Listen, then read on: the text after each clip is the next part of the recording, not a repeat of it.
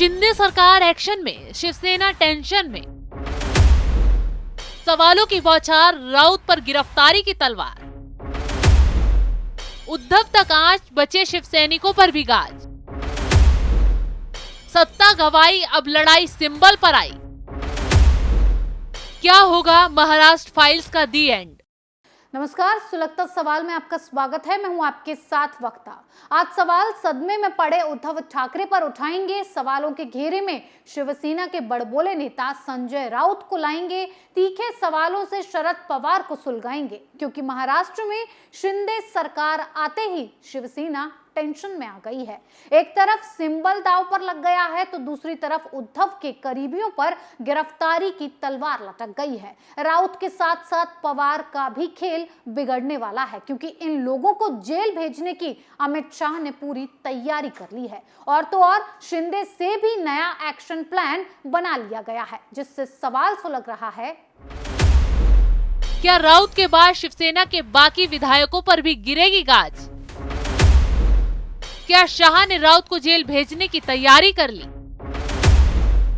अब शिंदे सरकार उद्धव के खिलाफ क्या क्या करेगी? क्या पालघर के बहाने उद्धव को घेरेगी शिंदे सरकार?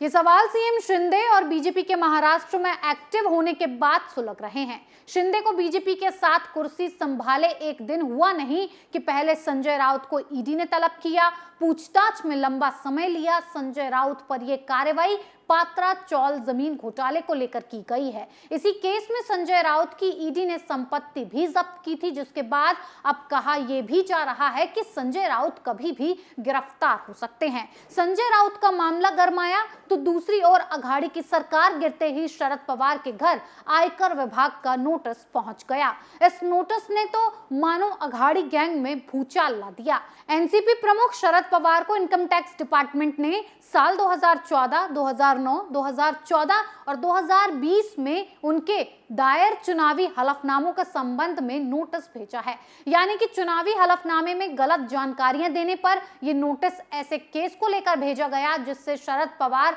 सलाखों के पीछे भी जा सकते हैं। दरअसल आयकर विभाग को शरद पवार के हलफनामों में उनकी आय से जुड़ी कुछ खामियां मिली हैं। उनकी प्रॉपर्टीज, उनके जमा जोखों पर शक किया गया है, इसीलिए शरद पवार रडार पर आए हैं। अब शरद पवार से इनकम टैक्स पूछताछ करेगा, लेकिन सवाल यह है कि उद्धव खेमे में बाकी लोगों का क्या होगा। कहा जा रहा है कि उद्धव खेमे के और नेताओं पर जांच की आंच पहुंच सकती है, क्योंकि शिंदे उद्धव के करीबी माने जाते थे और वो सरकार के अंदरूनी कामकाजों को अच्छे से जानते हैं। ये जानते हैं कौन कौन सरकार सिस्टम में घुन लगाने का काम कर रहा था। तो ऐसे में अब शिंदे सीएम की कुर्सी पर बैठकर इन सब की कुंडली खंगालेंगे और एक एक करके उद्धव के नेताओं को सलाखों के पीछे पहुंचाएंगे, जिससे अमित शाह का बिग प्लान भी सक्सेस हो जाएगा, क्योंकि अमित शाह ने संजय राउत से जैसे घोटालेबाजों और पवार जैसे चालबाजों के खिलाफ एक्शन प्लान तैयार कर लिया है। अमित शाह एक एक को चुन चुनकर सलाखों के पीछे पहुंचाएंगे, क्योंकि अमित शाह ने ऐसे ही शिंदे को सीएम की कुर्सी नहीं दी है। उसके लिए भी एक बड़ी रणनीति है, और वो है उद्धव ठाकरे को सबक सिखाना, हिंदुत्व पर अकल ठिकाने लगाना है। लेकिन अब सवाल ये है कि मुख्यमंत्री बने एकनाथ शिंदे कैसे उद्धव ठाकरे के लिए काल बनेंगे। तो सेक्युलरिज्म का चूरन चाटकर उद्धव ठाकरे ने जिन मुद्दों को सिर्फ अपनी कुर्सी के लिए दबाया था, अब उन मुद्दों का शिंदे बीजेपी के साथ मिलकर हिसाब करेंगे। जैसे कि पालघर में साधुओं की बेरहमी से हत्या का मामला। पालघर में दरिंदों ने बेरहमी से साधुओं की हत्या की। साधु भरी भीड़ में चिल्लाते रहे, मदद की भीख मांगते रहे, लेकिन ठाकरे की शह में अंधे हुए बदमाशों ने साधुओं को मौत के घाट उतार दिया और वहां रह रहे हिंदुओं के मन में डर पैदा कर दिया। हैरानी की बात तो यह है कि साधुओं की हत्या में आरोपी के तौर पर एनसीपी नेता का नाम सामने आया, जिसकी वजह से उद्धव ठाकरे ने इस केस को दबा दिया, जिससे ना तो साधुओं को इंसाफ मिला और ना ही उनके हक के लिए आवाज उठाने वाले को। उद्धव ठाकरे ने सत्ता की लालसा में हिंदुओं की भावनाओं को कई बार कुचला। इस केस के बाद उन्होंने लाउडस्पीकर से अजान की बात पर राज ठाकरे के खिलाफ एक्शन शुरू किया। मुसलमानों का मसीहा बनने के लिए उद्धव ने हिंदुओं की आस्था को दांव पर लगा दिया। हनुमान चालीसा पर नवनीत राणा को घेर लिया। नवनीत राणा के खिलाफ केस दर्ज कर उन्हें जेल भी भेज दिया गया। उद्धव सत्ता के लिए इतना नीचे गिर गए हैं कि उन्होंने ना जाने क्या क्या बेकार फैसले ले डाले। अब उद्धव के इन्हीं फैसलों का हिसाब शिंदे करेंगे।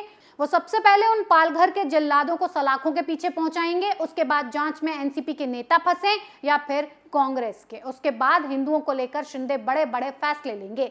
लाउडस्पीकर पर राज ठाकरे की मांग को सुनेंगे। वैसे भी कहा यह जा रहा है कि शिंदे ने राज ठाकरे से फोन पर बात की है, एमएनएस को सरकार में शामिल होने का ऑफर दिया है, यानी कि राज ठाकरे को मंत्री पद ऑफर किए गए हैं, जिस पर जल्द फैसला ले लिया जाएगा और उद्धव ठाकरे की यहां भी जमकर किरकिरी होगी। वहीं दूसरी तरफ सत्ता जाने के बाद उद्धव ठाकरे के हाथों से शिवसेना जाने की कवायद भी शुरू हो चुकी है। सिंबल की जंग में उद्धव ठाकरे पिछड़ते नजर आ रहे हैं। इतनी बड़ी हार के बाद भी उद्धव ठाकरे दावा कर रहे हैं कि शिवसेना उनकी है और शिंदे को वो शिवसेना का मुख्यमंत्री नहीं मानते। दूसरी तरफ शिवसेना के सभी नेता शिंदे को अपना नेता मान रहे हैं। उद्धव को ज्यादातर लोगों ने दरकिनार कर दिया है, लेकिन बड़ा सवाल अभी बाकी है। सवाल है कि असली शिवसेना किसकी है। उद्धव ठाकरे के नेतृत्व वाला गुट और शिंदे कैंप अपने अपने दावे कर रहे हैं। वहीं अब पार्टी के चिन्ह तीर और कमान पर भी तनाव शुरू होने के आसार नजर आ रहे हैं।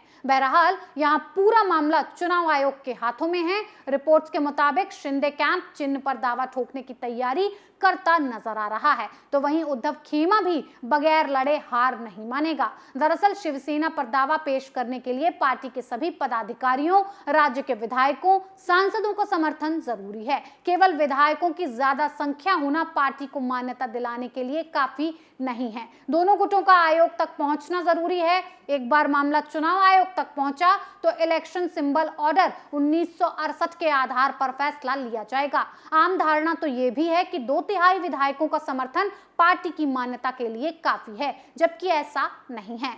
गुट को चिन्ह हासिल करने के लिए बड़े स्तर पर समर्थन हासिल करने की जरूरत है, तो ऐसे में शिंदे के पास ही ज्यादा शिवसेना विधायकों का समर्थन है।